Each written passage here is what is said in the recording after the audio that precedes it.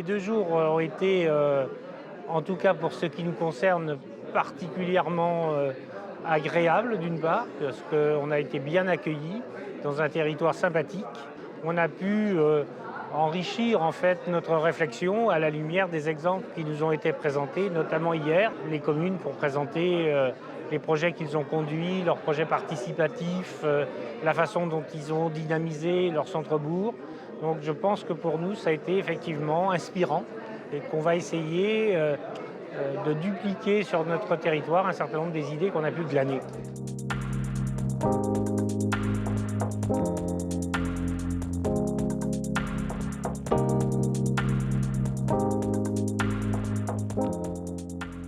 Ce qui ressort, c'est que la redynamisation des bourgs, ça prend du temps, ça se réfléchit longtemps à l'avance.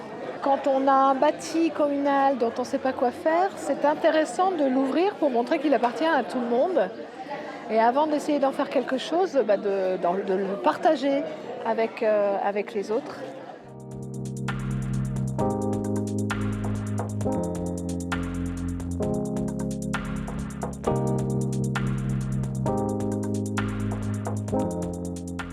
Donc j'ai trouvé une organisation parfaite dans le Morvan, que je venais pour la première fois. J'ai aperçu quand même certaines choses très positives.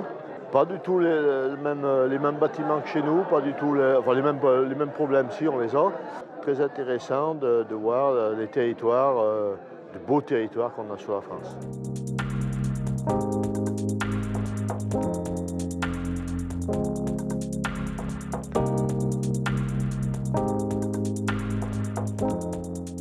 La thématique pour moi qui est un peu celle des années à venir, c'est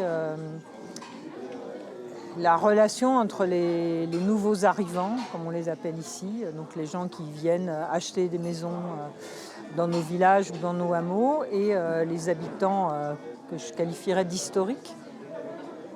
Et donc ça pour moi, c'est quelque chose à travailler, qui va aussi avec l'urbanisme et un peu au-delà.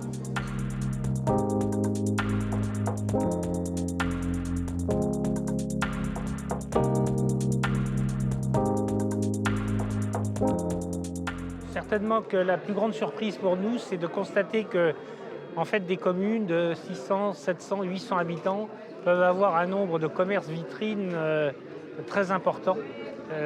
C'est un phénomène qu'on ne connaît pas du tout chez nous et ça nous interpelle.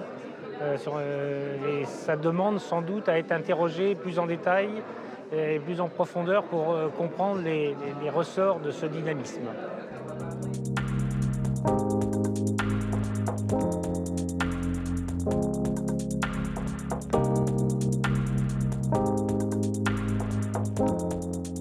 Je pense qu'on va faire une journée porte ouverte des lieux fermés.